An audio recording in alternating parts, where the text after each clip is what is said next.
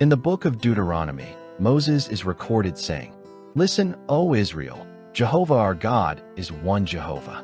If you are a Jehovah's Witness, you have probably come across this verse more than once and have it memorized.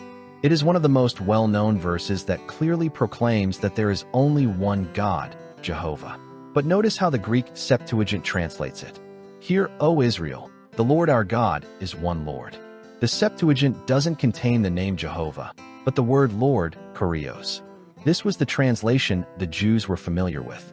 They confessed that there is only one God and only one Lord. Why is this so significant? Consider Paul's words to the Christians in Corinth.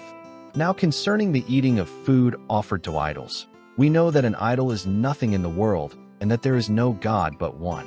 For even though there are so-called gods, whether in heaven or on earth, just as there are many gods and many lords, there is actually to us one God, the Father, from whom all things are, and we for him. And there is one Lord, Jesus Christ, through whom all things are, and we through him." Wow. Keep in mind, the Apostle Paul was a monotheistic Jew. He confessed that there was only one true God. But he was not a Unitarian, believing in one God as one person. He affirmed monotheism by confessing there is no God but one.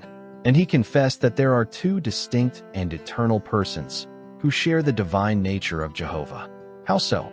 First, he said, "There is actually to us one God, the Father, from whom all things are, and we for him." The Apostle Paul ascribed the title one God to God the Father, very much like Moses' proclamation to Israel that there is one God.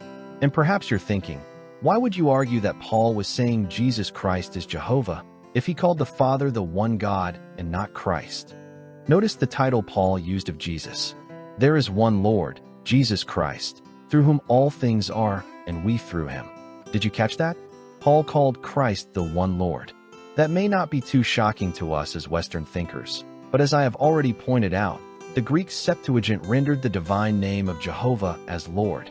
Compare the Greek translation of Deuteronomy 6 verse 4 with 1 Corinthians 8 verse 6.